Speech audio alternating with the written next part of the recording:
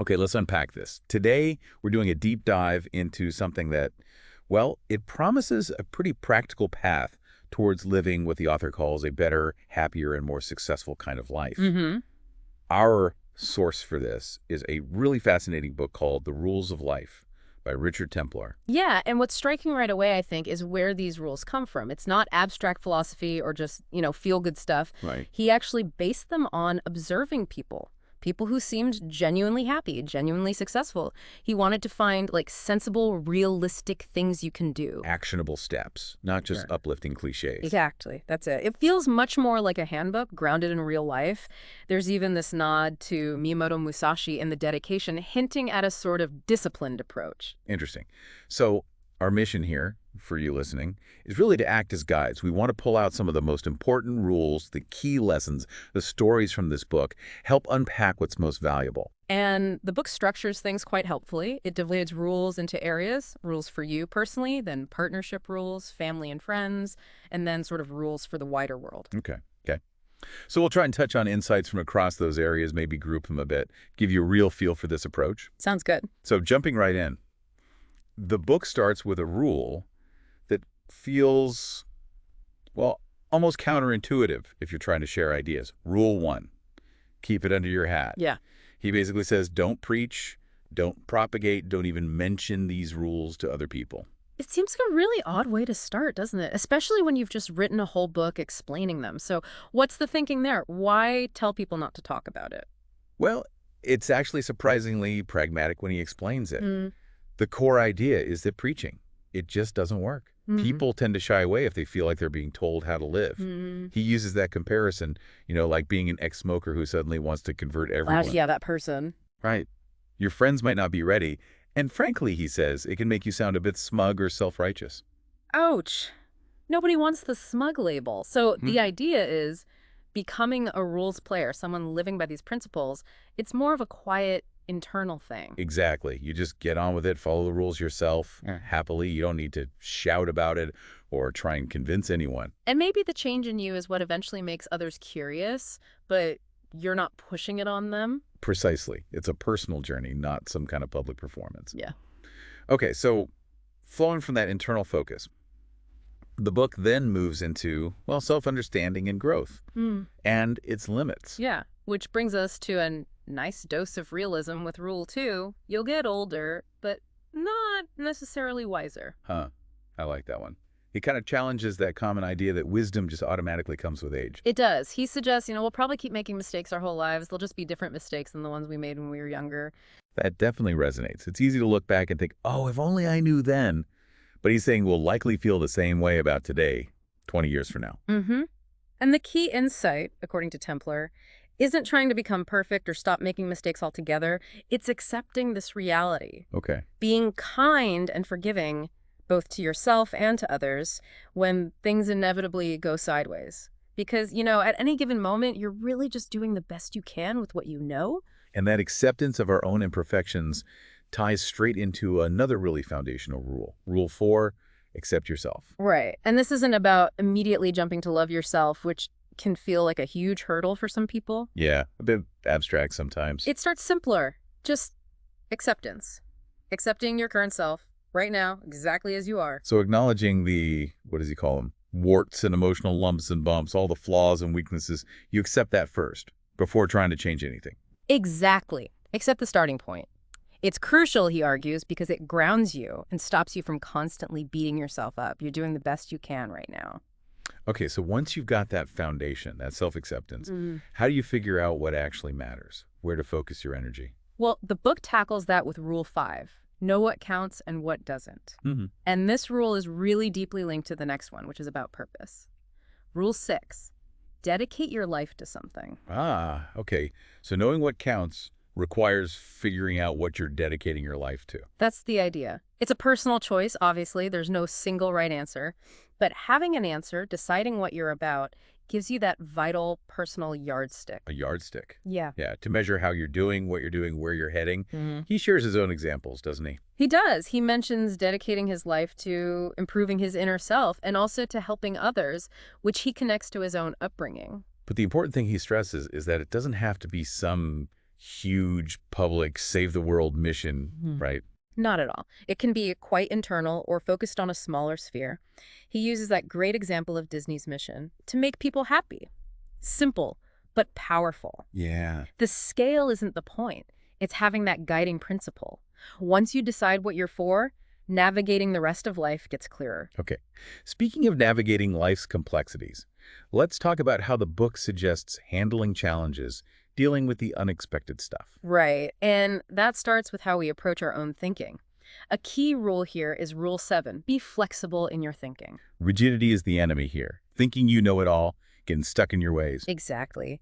He warns that kind of rigidity really limits your possibilities. He uses this great analogy of mental martial arts. Mental martial arts. Yeah, like you need to be ready to duck and weave and dodge and flow with whatever life throws at you. See life less as this opponent you have to rigidly defeat. And more like a dynamic, sometimes tough, but maybe even friendly sparring partner.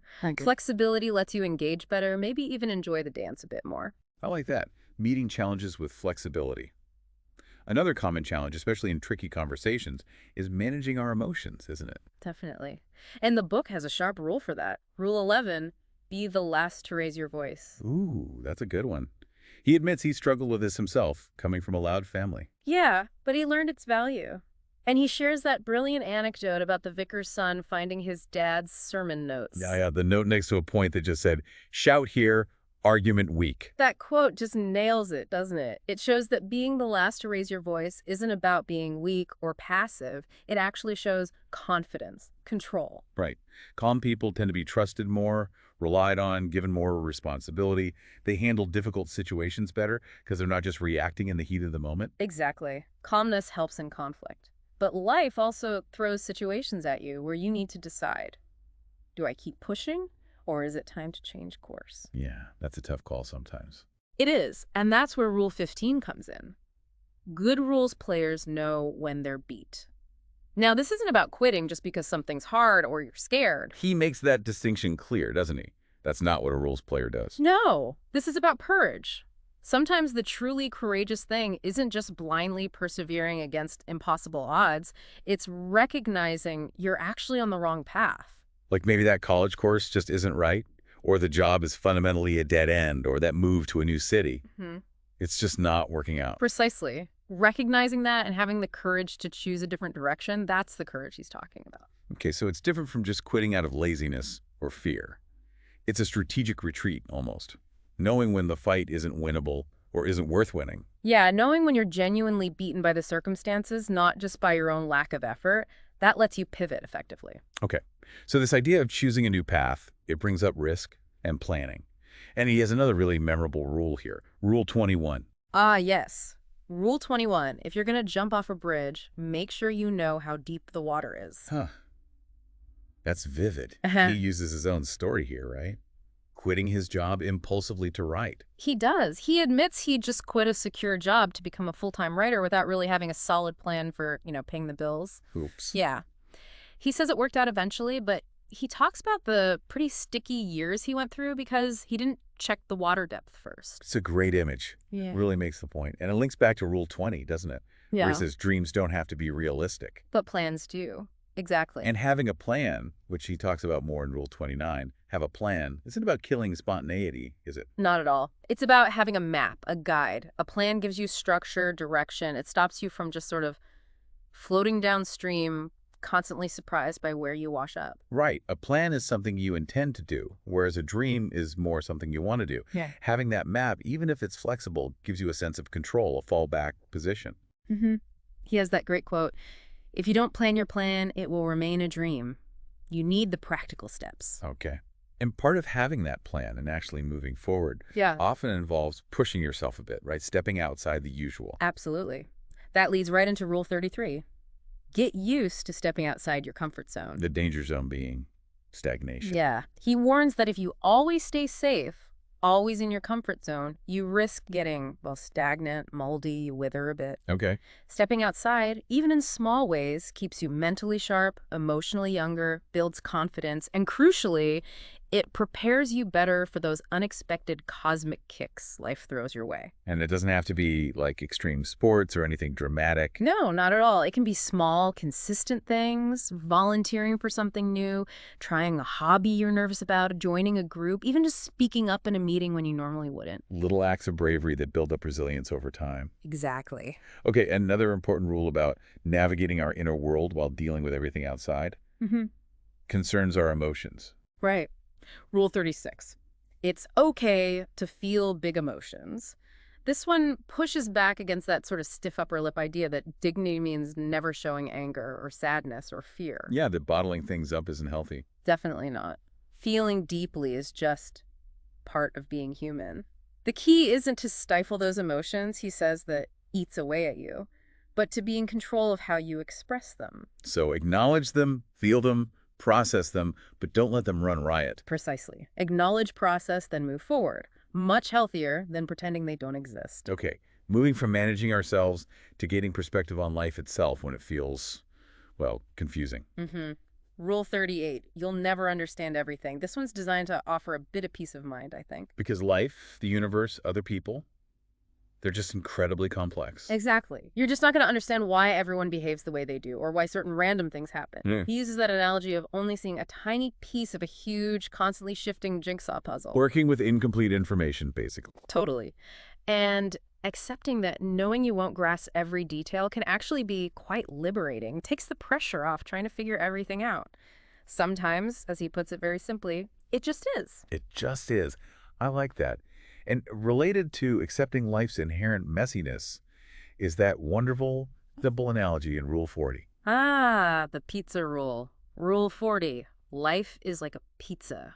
Explain this one. It sounds fun. It is. It's basically saying you have to take the good bits with the bad bits. You know, you might love the cheese and pepperoni, but maybe you're not keen on the chewy tomato bits or the olive that sneak on there. Right. You accept the whole pizza. And that applies to life stuff, jobs, partners, neighbors. You accept the whole package rather than constantly hunting for some mythical perfect version. Yes, seeking perfection in anything is usually frustrating. Life isn't perfect. Exactly. And the insight is, accept the less than ideal parts. He even suggests that sometimes when you stop moaning about the bad bits, you find they don't bother you as much anyway. Interesting point. Okay, shifting gears slightly.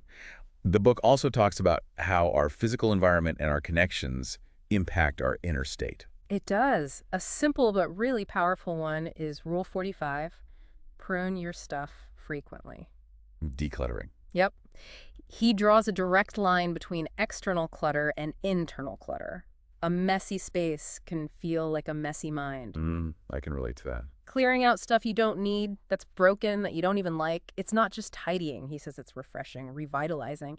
It gives you a sense of control, lifts that feeling of being overwhelmed by just stuff. Clutter overwhelms you emotionally and gets more and more cobwebby. That's a good quote. Getting rid of it feels like an emotional clear out too. Totally. And amidst all the potential clutter and just the busyness of life, there's this fundamental need for grounding, for connection. Which brings us to Rule 46.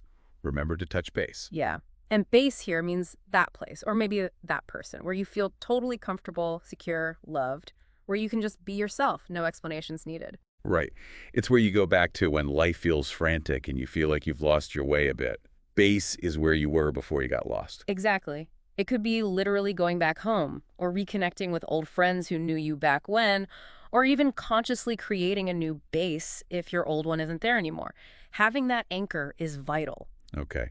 The book spends quite a bit of time on relationships, doesn't it? Central to a happy life. Let's look at some key rules there, starting with partnerships. Right. A really foundational idea for partnerships is in Rule 57. Accept the differences. Embrace what you have in common. He kind of pushes back on those men are from Mars, women are from Venus's type cliches, doesn't he? He does. While differences obviously exist, focusing only on them can be unhelpful.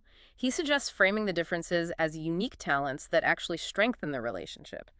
Think of yourselves as a team. Ah, okay. So see the differences as assets for the team rather than sources of conflict. Exactly. And focus on what you do share, how your individual strengths can work together for the good of the team. That's a nice reframe. Seeing differences as team strengths. Another really crucial rule about respecting individuality within a partnership is Rule 60. You want to do what? This one is all about recognizing your partner as a separate individual. They have their own dreams, their own ambitions, their own plans that might not directly involve you. And your role isn't to hold them back or restrict them. Definitely not. Your role, he argues, is to actively encourage and support their independence, their personal growth. Your job is to help your partner soar. Okay. Supporting their path, even if it's separate from the shared couple goals, that makes sense. Strengthens the individual, strengthens the team. Exactly. Now, conflict. It's pretty much inevitable in any close relationship, right? How you handle it is key. Absolutely. And he has a rule he calls non-negotiable for a rules player here. Yeah. Rule 61. Yes. Rule 61, be the first to say sorry. He's really firm on this one. He is, and he stresses, saying sorry first isn't weakness. It's actually a sign of confidence and strength. You're not necessarily admitting you were wrong about the issue itself. Right. You know, you're apologizing for maybe the immature behavior, the shouting, losing your cool during the argument. So it's about prioritizing the relationship's health over your own pride or needing to win the argument. Yeah. We can say sorry and retain our dignity and respect. Precisely. Okay. Moving beyond just romantic partners to our wider connections, the book touches on a really fundamental human need with Rule 63. Which is? Rule 63. Always have someone or something that is pleased to see you. Ah, that feeling. Yeah, that's powerful. Isn't it? He says that simple feeling makes life feel worthwhile, gives you a sense of purpose, stops you getting too wrapped up in yourself. He uses examples like, you know, the dog going nuts when you come home, Yeah. or his kids, or even just noticing a gecko that seems pleased by his presence. So it doesn't have to be human necessarily, but that feeling of being welcomed, missed. Exactly. If you live alone, maybe it's volunteering, nurturing family ties, even just a friendly chat with a neighbor, that feeling, it's grounding. We all need someone who is pleased to see us. It makes us feel it is all worthwhile. Yeah, definitely. Okay, another relationship dynamic. Someone comes to you with a problem. The immediate urge is often to jump in and fix it, right? Oh, absolutely. And the author admits this was a hard one for him to learn. Rule 64. Know when to listen and when to act. Because sometimes fixing isn't what's needed. Often, yeah. Often what the person really needs isn't a hero with a solution. It's just a sympathetic ear. Someone to be present, pay full attention, and just listen. He has that great analogy here, too, knowing when to offer. What is it? Chocolate and sympathy, or a toolkit and a stout rope instead. Huh, yes. Yeah. Learning to figure out which one the person actually needs in that moment, that's the real skill. Exactly. Okay, let's broaden this out to family and friends now. Right. A key rule here is Rule 73. If you are going to be a friend, be a good friend. Pretty straightforward, but he breaks it down. He lists the usual qualities: loyalty, honesty, reliability. Yeah. But what does he say is the most critical part? The most critical part, he emphasizes, is just being there. Being there. Especially when things are tough, not just for the fun times. Exactly. That's the real test. He uses that analogy of being able to pick up a conversation with a true friend after like 10 years apart, and it feels like no time has passed at all. That's the depth of connection. Yeah. But in our busy lives, it's so easy to let those connections slide, isn't it? It really is. Which is why Rule 74 is such a direct challenge. Never be too busy for loved ones. You have to make the time, not just find it. Precisely. Acknowledge how easily time slips away, and consciously make quality time for the people you care about. He frames it almost like a fair exchange for the love and support they give you. And it puts the onus on you to take the initiative sometimes, like take the moral high ground. Yeah, be the one to stay in touch, make the call, be the first to let go of old grudges. Because as he says, the more we put into our relationships, the more we get out of them. Makes sense. Now, for parents, there's a rule that definitely feels counterintuitive. It goes against that strong protective instinct. Rule 75. Yes. Rule 75, let your kids mess up for themselves. They don't need any help from you. Sounds harsh, but there's a logic to it. There is. He tells that story about his cousin, whose parents protected him from every little mistake. Right. And then he had a really spectacular mess up as an adult because he'd never learned how to handle smaller failures. Exactly. The point is, it's actually better for kids to learn from mistakes while the stakes are relatively low when they're younger. So the parent's role isn't to constantly steer them away from every potential pothole or just shout no all the time. No, it's more about being there with the support after the mistake, the Band-Aids, an antiseptic, and a kiss, as he puts it. Yeah. And maybe asking guiding questions beforehand, like, have you really thought this through, rather than just taking over or forbidding it. You can't steer them right all the time or they'd never learn for themselves. Okay, it's about letting them build their own resilience. Mm-hmm. One final rule about interacting with friends and family, especially about their life choices. Rule 79, keep quiet. Keep quiet about what they should do, you mean. Don't give unsolicited advice. Exactly. He argues really strongly that you just can't fully understand someone else's situation, even if it looks similar to yours from the outside. He gives examples from his own life, right? Thinking he knew what it was like for his friend with 3 kids because he had 2. Yeah, or judging his widowed friends before he'd experienced loss himself, or even looking back at his own mother's difficult choices with the benefit of hindsight and distance. So judging or telling people what they should do is generally unhelpful and probably annoying. Pretty much. He says just think about how you feel when people try to tell you what to do. This rule is about giving others the space and dignity to make their own calls, their own mistakes, and learn their own lessons. Okay, let's move beyond that close circle now to rules for engaging with the wider world, other people we encounter. Right. A simple but really impactful one is Rule 91, hang out with positive people. This is basically about energy management. Surrounding yourself with uplifters, not drainers. You got it. Positive people tend to lift you up, share enthusiasm, make things feel possible. Moaners, complainers, they just drag you down. So if you want to feel good and be effective, consciously choose positive company. Makes sense. And when you do encounter negativity or conflict out there, That's where Rule 94 comes in. Keep the moral high ground. this isn't about being passive, though. No, it's an active choice. When someone wrongs you, you choose not to sink to their level, not to seek revenge or retaliate in kind. And he says, quite forcefully, that keeping the moral high ground will taste 1,000 times better than revenge ever would. That's a strong statement. Okay. Another source of negativity can be internal resentment towards others. Yeah, and Rule 95 addresses that directly. Just because you have doesn't mean they have too. This tackles that feeling you might get when you think others have had it easier or haven't suffered like you have. Like his friend with a chip on his shoulder about money. Exactly. The core message is you don't know what burdens other people are carrying. Everyone has unseen struggles. So instead of harboring that bitter resentment which only hurts you, try to cultivate genuine happiness for others' good fortune. It's just a healthier way to be. Definitely a more positive way to navigate things. Okay. Okay, finally, the book touches on our contribution, our place in the world. Rule 101 is quite profound. Be for the glory, not the degradation. How does he define glory here? He defines glory as basically anything that elevates humankind, challenges us positively, improves us, helps us rise above our baser instincts. Degradation is obviously the opposite. And being for the glory, is that about being showy or virtuous? No, he stresses it's a private commitment, an internal decision you make for yourself. It's not about being a public goody-goody or needing everyone to know. Just make a decision to be for the glory and say nothing. I like that. An internal compass. And that leads into Rule 105, right? About giving back. Yes, Rule 105. Put something back. He has this view that we're kind of in debt to the world for what it gives us, even though we didn't ask to be here. So putting something back isn't so much an obligation, but a way to contribute positively. And the payoff is internal. Yeah, the key takeaway he offers is simple. Putting something back helps you sleep better at night. And it doesn't have to be money. It can be your time, your care, your talents, your influence. He poses those reflective questions, doesn't he? Is this world a richer place for me being in it? Will I leave it better? Have I made a difference? Exactly. Putting something back is one way to feel like the answer to those questions can be yes. We sleep better at night if we put something back.